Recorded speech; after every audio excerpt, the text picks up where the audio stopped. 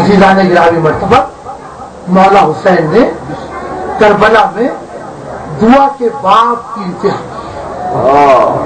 درد کی انتہا، سلوات پر ثانی زہرا پر اللہم صلی علی محمد آل محمد سلامات اللہم صلی علی محمد آل محمد بسم اللہ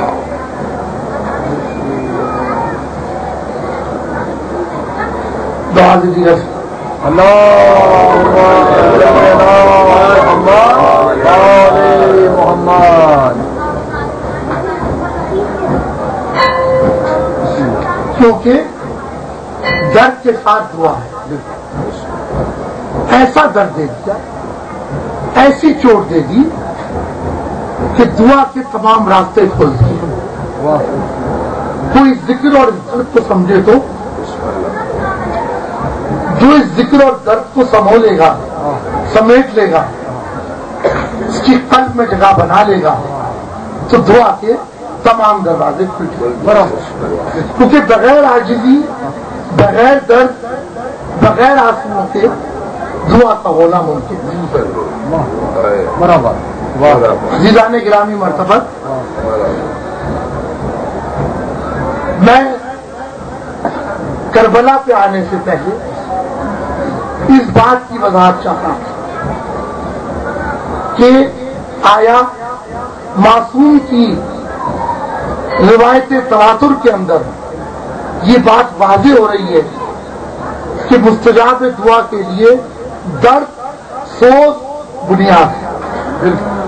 درد و سوز کے بغیر، آنسوؤں کے بغیر دعا ممکن نہیں ہے۔ تو یہ جو مصائب کربلا ہے، یہ جو مظلوم کا ذکر ہے، یہ سب کیا ہے؟ یہ سب کیوں کیا گیا؟ یہ مالک نے کربلا کیوں سجائی؟ یہ مدینہ سے کیوں چلے؟ یہ سب کس لیے کیا؟ ہم گناہگاروں کے لیے، کیونکہ ہماری دعائیں مستجاب نہیں ہوئی۔ ہمیں درد دینا تھا، ایسا درد دینا تھا کہ اگر ہم درد میں فنا ہو جائے تو ہماری دعائیں مستجاب۔ ہم اس درد کا عادی کرنا تھا جس درد کے ہم عادی نہیں ہیں۔ ہم اس درد کو روایت سمجھ رہے ہیں، کلچر سمجھ رہے ہیں، ثقافت سمجھ رہے ہیں، مستحب سمجھ رہے ہیں، اس کو صلاۃ اعلیٰ نہیں سمجھ رہے۔ جس دن ہم یہ سمجھے کہ مولا حسین نے کربلا میں درد کی صلاۃ قائم کی اور ہم نے درد کو درد کی صلاۃ سمجھا تو پھر ہماری دعائیں مستجاب ہو۔ پہلے ہم یہ تو سوچے کہ یہ درد کی صلاۃ ہے، کیونکہ عزیزان گرامی مرتبہ، کیونکہ یہ درد کی صلاۃ ہے، ہاں دردی درد ہے، اور یہ جو کچھ ہوا ہمارے لیے ہوا، سب کچھ ہمارے لیے، کہ ہمارے قلوب کی آلودگیوں کو بات۔ عزیزان گرامی مرتبہ، کیونکہ آج 7 محرم کی شب ہے اور یہ دن اس لیے نہیں ہوتے کہ فضائل پڑے جائیں، یہ دن اس لیے ہوتے ہیں کہ بھرپور مالک کے مصائب۔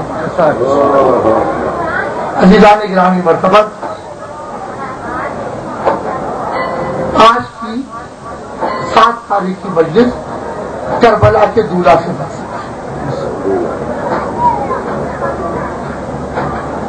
کربلا کی دولہ کی ماں کا نام ام فرما، ام فرما کی بڑی بہن جناب رباب،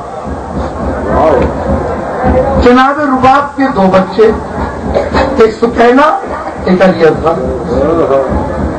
ام فرما کے 5 بیٹے جو کربلا میں شہید ہوئے۔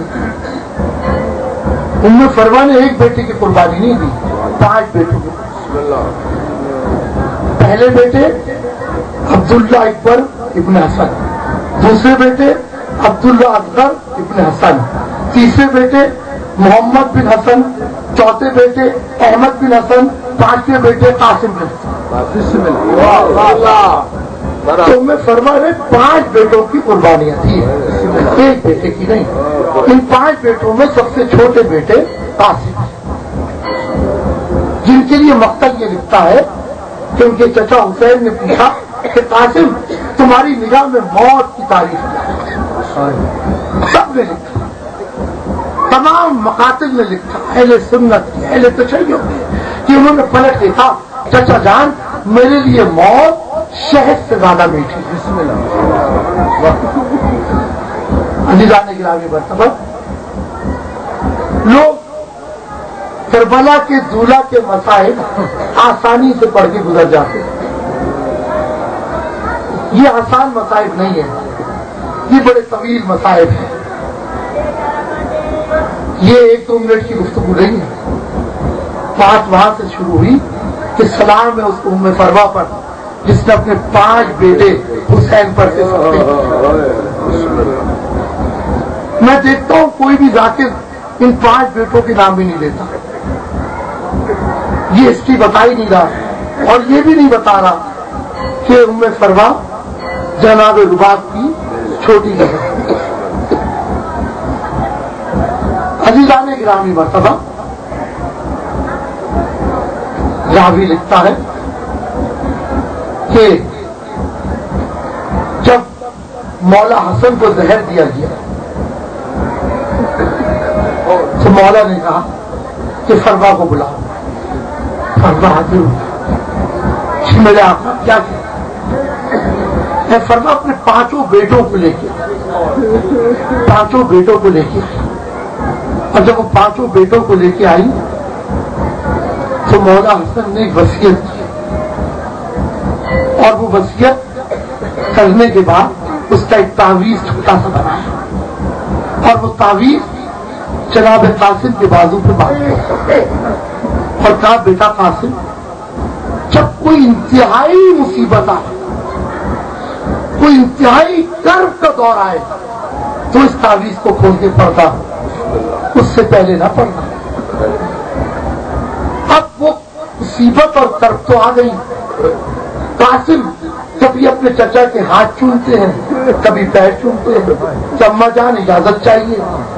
چچا پلٹ کے کہتے قاسم تجھ کو کیسے اجازت دے دوں، تو میرے بھائی کی نشانی ہے، جب جب اسے دیکھتا ہوں تو مجھے میرا بھائی حسن یاد آتا ہے، اجازت ہی نہیں دے رہا۔ قاسم بار بار کبھی ہاتھ چوم رہے، کبھی پیر چوم رہے۔ بیٹا قاسم ابھی تم 14 سال کے ہو، تمہارا بھائی علی اکبر 18 سال کا ہے، تمہیں پتا نہیں ابھی میرا بھائی عباس موجود ہے جو میری فوج کا سپہ سالار ہے، کیا یہ سب موجود ہو تو میں تمہیں اجازت کیسے دے دوں؟ تو مقتل لکھتا ہے قاسم پلٹ کے کہتے چچا جان آپ صحیح فرما رہے ہیں، آپ درست فرما رہے ہیں، لیکن مسئلہ یہ ہے علی اکبر شبیہ رسول ہے۔ علی اکبر کو پھپھی زینب نے چکیاں پیس کر جوان کیا۔ آپ صحیح فرما رہے ہیں کہ اگر علی اکبر چلے گئے اس سے پہلے تو سیدانیوں پر کیا گزرے۔ آپ نے بات چچا عباس کی، چچا عباس تو آپ کی فوج کے سپہ سالار، تو امو جان میں آپ سے اجازت چاہتی ہوں، مجھے اجازت دیجیے۔ اجازت نہیں ملی، خیمے سے ایک آواز آئی ام فروا کی، بیٹا قاسم میرے پاس آؤ، میرے پاس آؤ۔ قاسم ماں کے پاس جاتے ہیں، کہتے ماں آپ نے آواز دی، مجھ کو بلایا۔ ام فروا کہتی ہے بیٹا تمہارے بابا نے وصیت کی تھی کہ جب کوئی مشکل منزل آئے تو تم میری وصیت کو پڑھنا۔ یہ تو تمہارے بازو پہ تعویذ بتائے۔ قاسم تعویذ کو کھولتے ہیں، پڑھنا شروع کرتے ہیں، جس میں لکھا ہوتا ہے حسن اپنے بیٹے قاسم کو حکم دیتا ہے کہ جب اس کے چچا پر مصیبت آئے، اس کے حسین چچا پر مصیبت آئے تو یاد رکھنا عباس سے پہلے، علی اکبر سے پہلے تو حسین کا صدقہ بننا۔ بس یہ کہنا تھا۔ قاسم اپنے باپ کی وصیت لے کر حسین کے پاس اور کہتے امو جان یہ میرے بابا کی وصیت ہے۔ حسین وصیت پڑھنا شروع کرتے اور پڑھنے کے بعد आंखों से आंसू गिरना शुरू हो। खसाइसुल कुबरा में और खसाइसुल हुसैनिया में आका दरबंदी लिखते हैं, कितना गिरिया होता है, इतना गिरिया होता है कि कासिम और हुसैन उस वक्त के लिए बेहोश हो जाता है। उसके बाद थोड़ी देर बाद होश आता है। हुसैन कहते हैं कि बेटा मेरे भाई की वसीयत लेके आ गए, लेकिन कासिम मैं तुम्हें ऐसे नहीं भेजूंगा। जब मदीने से चला था तो तुम्हारी नई पोशाक लाया था, तुम्हारे लिए नया मामा लेकर, तुम मेरे करबला के दूल्हा हो। कासिम को दूल्हा बनाया, नई पोशाक पहनाई जाती, कासिम को सेहरा पहनाया जाता। और सेहरे के बाद अजीब बात है, अल्लामा मजलिसी बिहारुल अनवार में लिखते हैं कि ऐसा लगता है कि सेहरे में से सूरज की किरणें निकल रही है। कासिम इतने खूबसूरत थे कि जब हुसैन सेहरा पहनाते हैं तो अल्लामा मजलिसी लिखते हैं बिहारुल अनवार के अंदर कि ऐसा लग रहा है कि किसी सूरज को सेहरा पहना दिया गया, क्योंकि कासिम की खूबसूरती अल्लाह अकबर। जिस्म इतना नाजुक कि अगर कपड़े पहनते थे तो जिस्म पर निशान आ जाते थे, चेहरा ऐसा कि निगाहें ठहरती नहीं थी।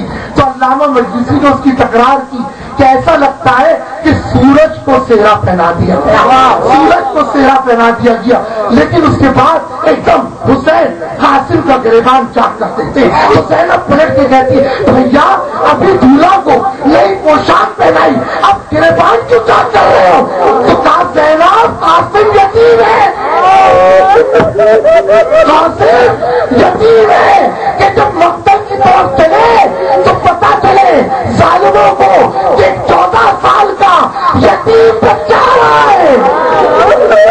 इसलिए मैंने कासिम का गिरबान चाक दिया है। कासिम मक्तल की तरफ चलते हैं। अज़ादारान हुसैन अजरक पहलवान अपने 4 पहलवान बेटों को मुकाबले के लिए भेजता है और कहता है कि एक ही बेटा कासिम का काम तमाम कर देगा, लेकिन चारों बेटे ढेरों के नीचे गिरते हैं। फिर अजरक आता है, वो भी ढेरों के नीचे गिरता है। तो ये है हसन के 14 साल के बेटे की लड़ाई, ये है कासिम दूल्हा की लड़ाई कि बड़े बड़े पहलवान उसे काबू में नहीं कर पाए। तो रावी लिखता है कि जब हुसैन को घेरा था फौजों ने तो तीर मारे, भाले मारे, नेजे मारे, लेकिन जब कासिम को घेरा तीर भी मारे, भाले भी मारे, नेजे भी मारे, लेकिन पत्थर बहुत मारे। हर रावी मक्तल में लिखता है कि हुसैन को घेरा था तो तीर आए थे, भाले आए थे, नेजे आए थे, लेकिन जब कासिम को घेरा तो तीर भी थी, नेजे भी थी, तलवारें भी थी, लेकिन एक पत्थरों की बौछार थी। बस कासिम की एक आवाज आती है, या चचा या चचा मुझे आगे बताइए। बस ये कहना और एक खामोशी।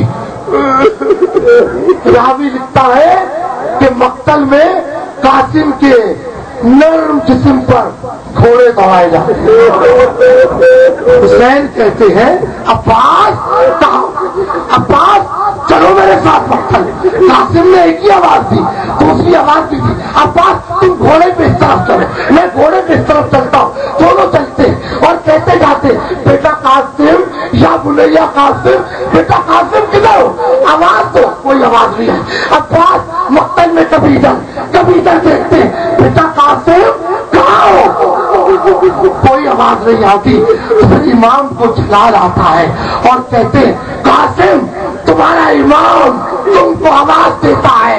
तो रावी लिखता है कासिम की लाश के छोटे छोटे टुकड़े फजा में बुलंद होते हैं। अस्सलाम अलैकुम या अब्दुल्लाह हुसैन, अस्सलाम अलैकुम या अब्दुल्लाह हुसैन। हुसैन अपनी चादर खोलते हैं, करबला के दूल्हे की लाश के छोटे छोटे टुकड़े कश्मी में समेटते हैं। रावी लिखता है खेमे से एक नई नवीनी दुल्हन मक्तल की तरफ दौड़ती है। ज़ैनब कहती है अरे बेटी कहाँ जा रही है? मुतलक पलट के कहती है फुप्पी ज़ैनब दुल्हन करबला के दूल्हे के पास जा रही है। زیارت اللہ ہے. اللہ تعالیٰ اس ذکر کے صدقے قرضداروں کے قرض، بیماروں کو صحتیابی اللہ تعالیٰ جن جن کی جو جو مشکلات ہیں محمد و آل محمد کے صدقے ان کی مشکلات کو ختم. ربنا تقبل منا انك انت السميع العليم. ربنا وجعلنا مسلمين لك ومن ذريتنا امة مسلمة لك. شاہی کرم کے ابدال کے لیے سورہ فاتحہ. بسم اللہ الرحمن الرحیم.